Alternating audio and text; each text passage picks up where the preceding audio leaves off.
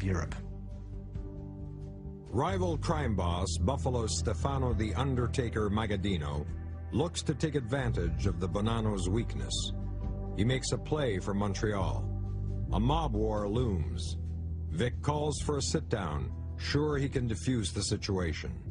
To resolve this issue, the question of whether Montreal should belong to the Bonannos family, there were several meetings held in Canada, in Hamilton and Montreal, to resolve this question.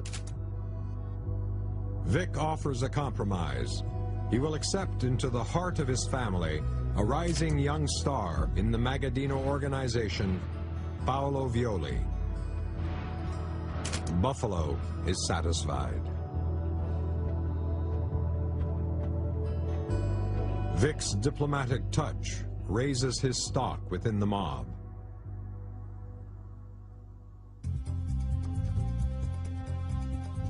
A growing number of visiting mobsters now seek his advice. In 1968, police tail a fugitive wanted by the FBI.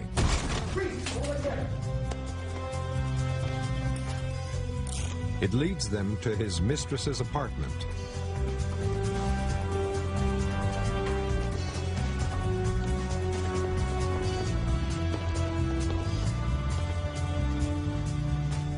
Vic is not arrested, but his son sees it all. He vows never again to put the boy through such an experience. Vic didn't want his son to be corrupted. So he sent his girlfriend and his son to live in Florida and to study in Florida. He wanted a better life for his son. He will shield the boy, and just in time, Vic may not survive the coming danger. Vic Cotroni has reigned over Montreal's underworld for over 20 years. But the 1970s will finally shine a permanent light on his life in the shadows.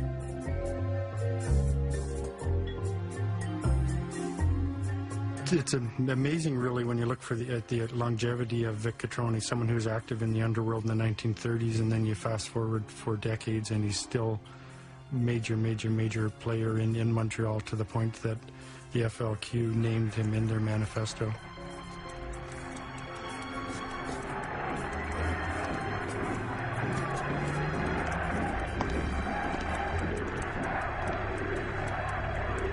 The FLQ singles out Vic Cotroni as the election rigger, the puppet master, pulling the strings of government. He was seen as actually a symptom of all that was wrong in democracy, really. You know, this is the guy who makes the elections meaningless. This is the guy who turns democracy into organized crime. He was seen as the absolute sign of all that was wrong in Quebec by people who were trying to totally change the political structure.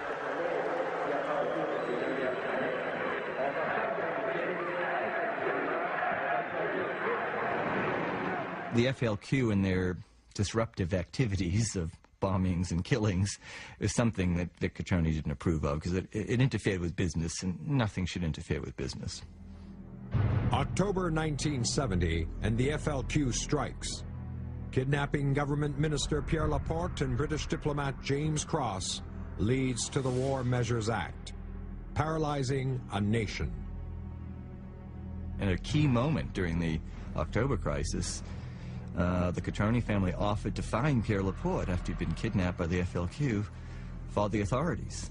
The Cotronis weren't taken up on that, but they hated the radicalism and the revolutionary activity of the FLQ.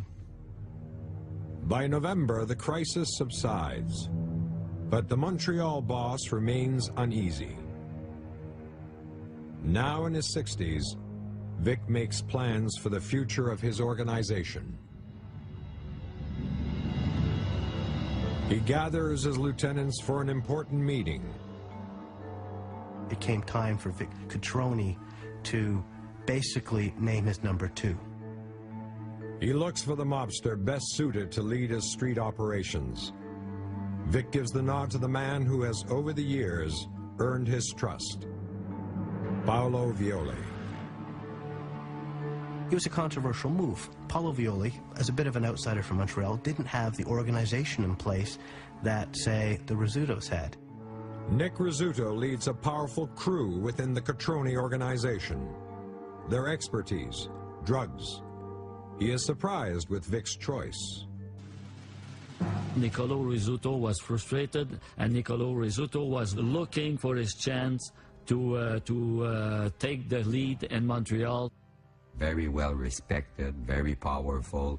The reputation was well known. Everybody knew that you don't fuck with Nick Rizzuto. But Rizzuto respects Vic Cotroni.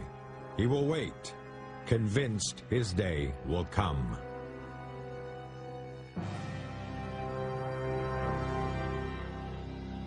Vic is no longer safe in the shadows. One investigative reporter will follow up the accusations made by the FLQ.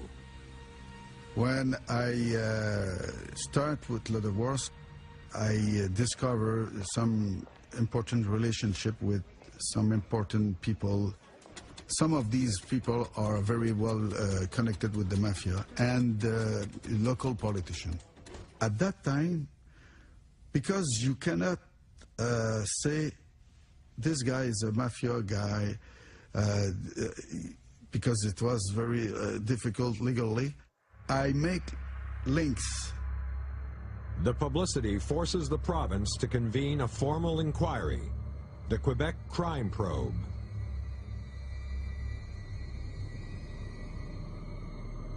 They don't like that. One day, May 1st, 1973, decide to stop me. Chabournon? Oui, c'est moi.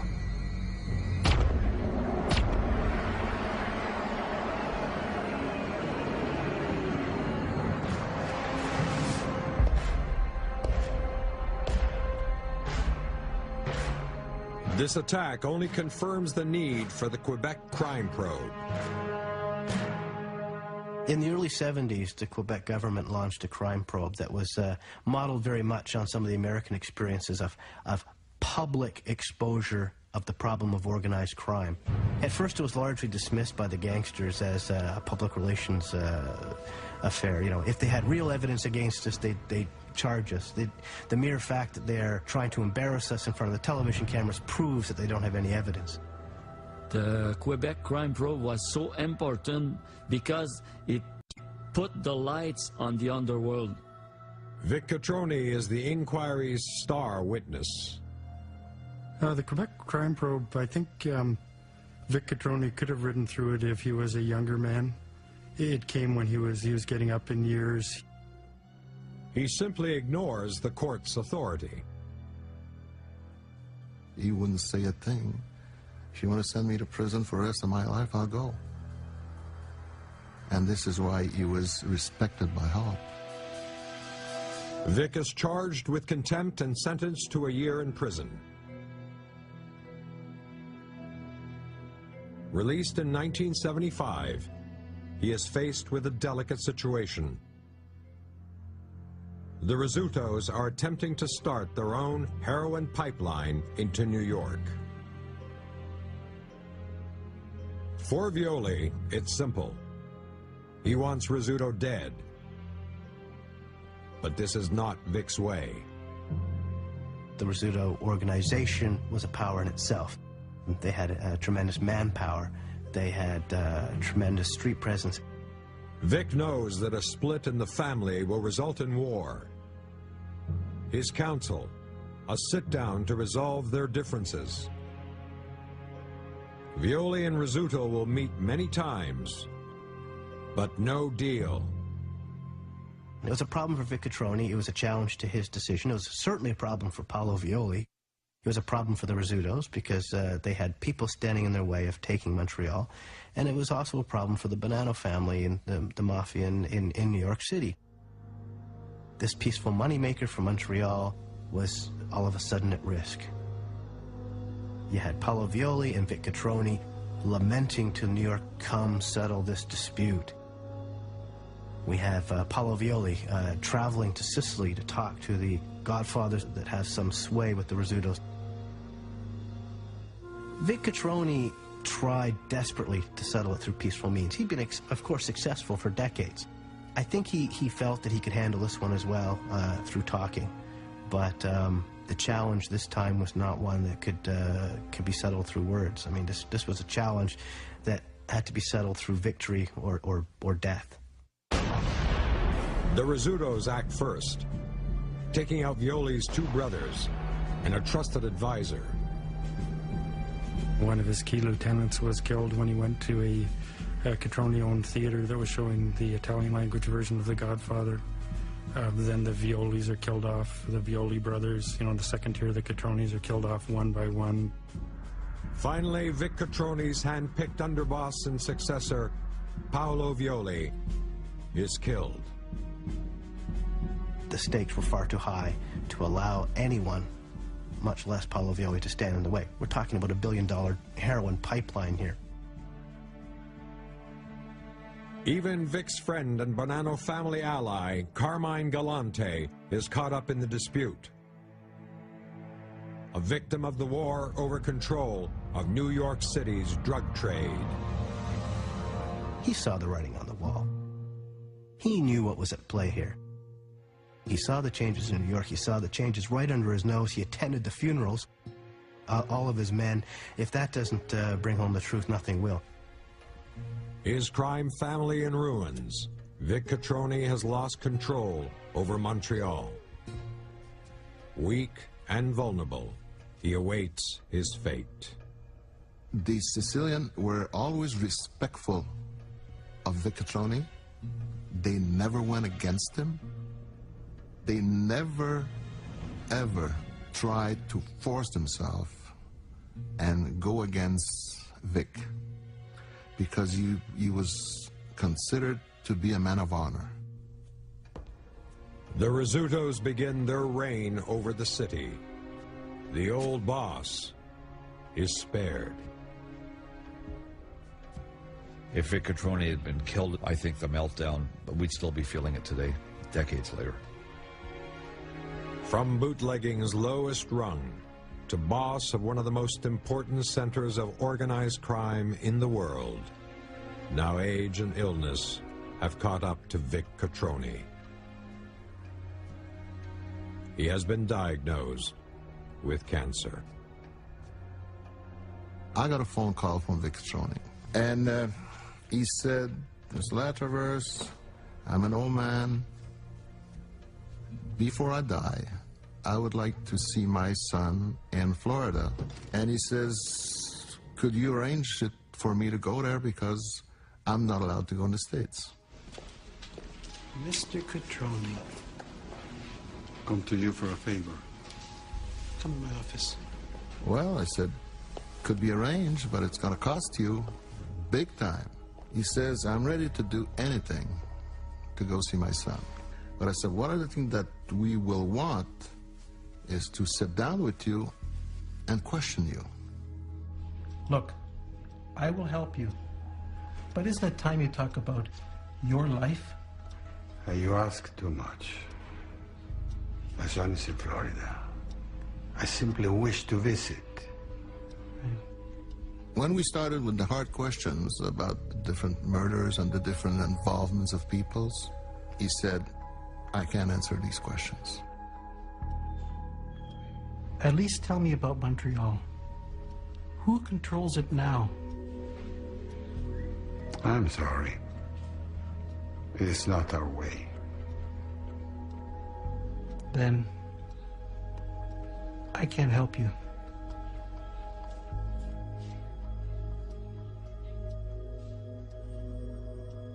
Look, this is not the deal that we have going here. If you want to see your son, you have to answer all the questions. He says, "Mr. Latravers," because he always called me Mr. Latravers. "Mr. Latravers, I cannot answer that.